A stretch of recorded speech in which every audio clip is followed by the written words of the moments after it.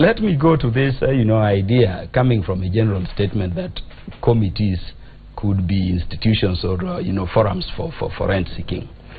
I've never seen this in Justice and Legal Affairs Committee. But it is true, I've heard of members saying there were monies given. I've personally, met, members of parliament, particularly when there is a threat to remove a chair, sharing monies within corridors. Through suspected These are members of the National Assembly at a meeting. Now the beauty of National Assembly is that it takes us to expose it.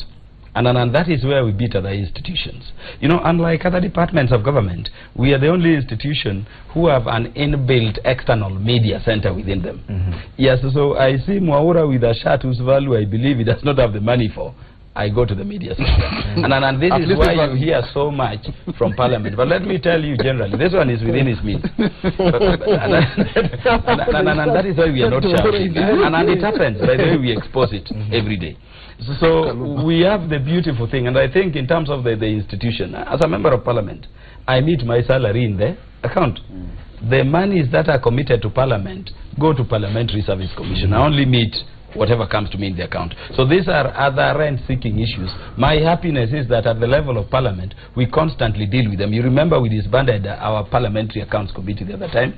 We reorganized our Budget Committee, Maura will tell you, the other time. But in terms of this thing you are calling, parties saying we should remove people or otherwise, I think Duale and Chepkonga are playing politics. If you look at Article 4 of the Constitution, it says Kenya is a multi-party democratic republic. Article 4, nowhere else. And then if you go inside Article 100 going downwards, creating parliament, you are told if you want to be a member of parliament, you can go as an independent or you go through a political party. When you go through a political party, there is something we have in parliament called a whip supplied. There are issues for Jubilee members over which the government will say this is so critical in terms of our policy and manifesto. You must pursue it in that direction. If the whip is applied, Maura will tell you, you have to vote whether or not you think otherwise. Now, how do you apply a whip from the level of the committee to the House? And remember, the committee works as a handmaiden for the House. When you have a member who is on a seat in a committee through a political party, but who has, shown interest to be elsewhere, like Honorable Mwaura. That is why, the political parties must have their free hand. Where I agree with what Duale was doing yesterday was where he was saying that there is need for hearing the concerned member. The right to natural justice, fair hearing, and those are the issues.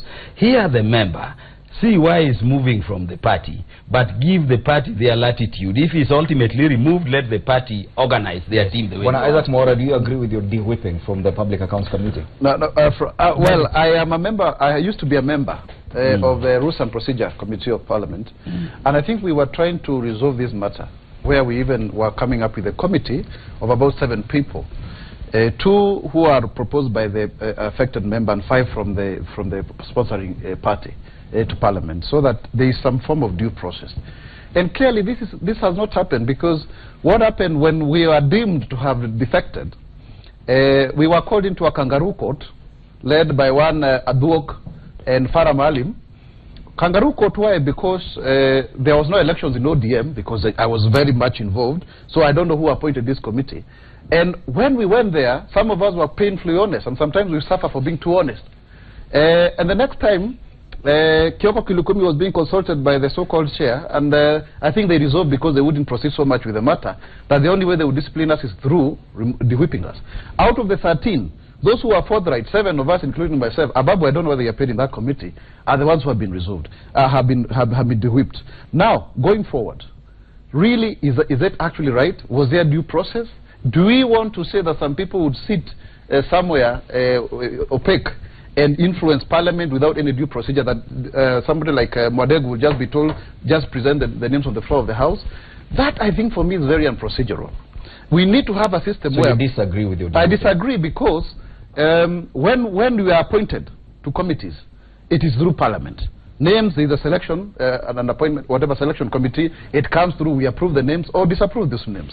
Now, when you are supposed to remove members, then call people, show it, let it be in the House of record that Mwaura was called, He never satisfied the committee in terms of defending himself, and so therefore then he qualifies to be whipped. I want to imagine, and I think Duale had a very strong presentation yesterday, a petition which I have a copy, that honestly we need to ensure that we protect the institution of parliament from being controlled from outside. It is true that we have the general party, but we also have the parliamentary party. These parliamentary parties are non-functional. They don't call for meetings. You don't have parliamentary sittings.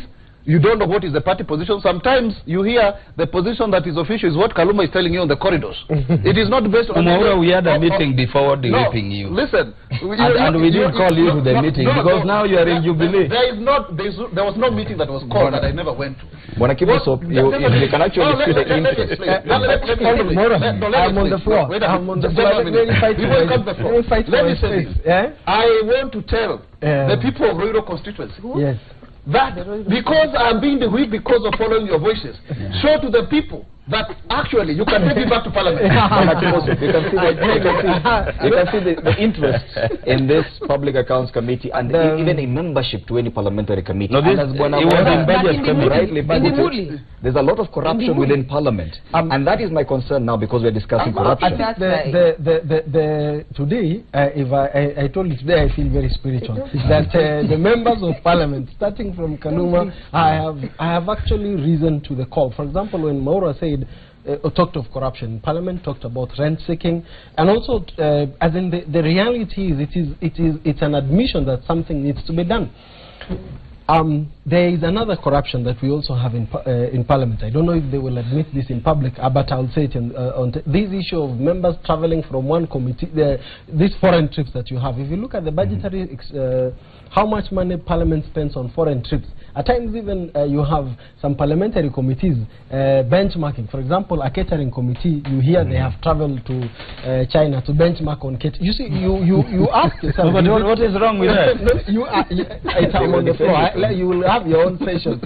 They're making unnecessary trips to a point whereby even some countries are actually becoming concerned with the number of trips that members of parliament are making. He's not a member of parliament. But I am an expert on parliament. You can see how fast they defend their position. But I don't think it's right that today you have touched on a Ronav. I think the point is, Wangari, if we had to have a genuine conversation, remember that when my request at the beginning of this conversation, that let's elevate the conversation. Of course, if it's an interest that touches on you, if it's traveling that will benefit the country, that's okay. But I want to say this, and it's been documented that we have unnecessary travels from one committee. I attended a committee to make submissions on a bill that was before a committee, and for the interest of that committee, I will not say. But which committee? I will not say for protection of so that I can continue with the work. You know, I also need to be sharp.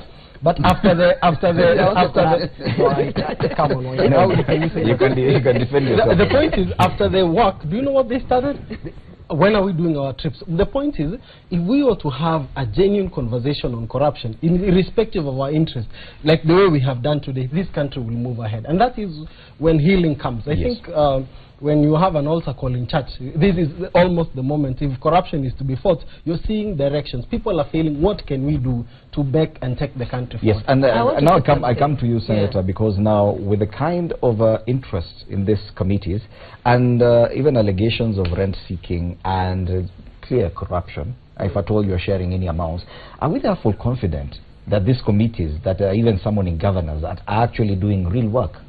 I personally want to disagree with that whole generalization of parliament, really. And the word used is lucrative.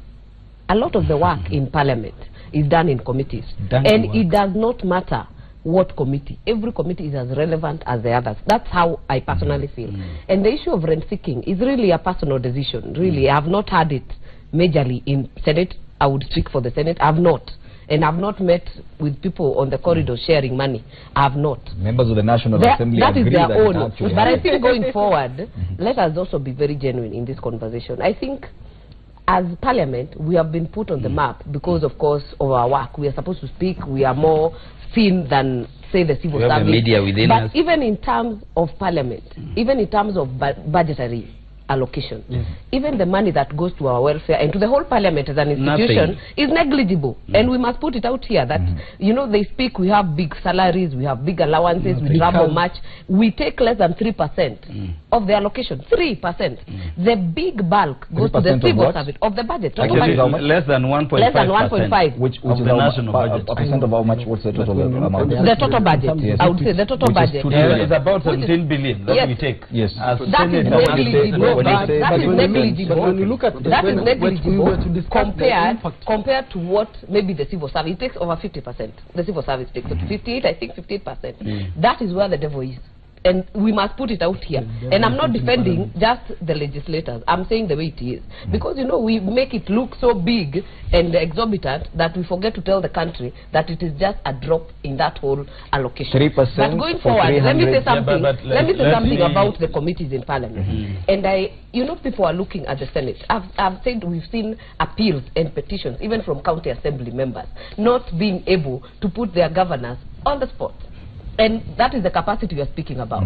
Maybe going forward in 10, 15 years, we'll be able to isolate the Senate from the primary role. And the issue of primary role, as Kaluma says, is with the county assembly. But how many are able to prosecute matters to the extent that we don't need to take it back? But there are some county assemblies that we take their reports. And we realize out of these audit queries, several have been canvassed well, and we don't delve into them.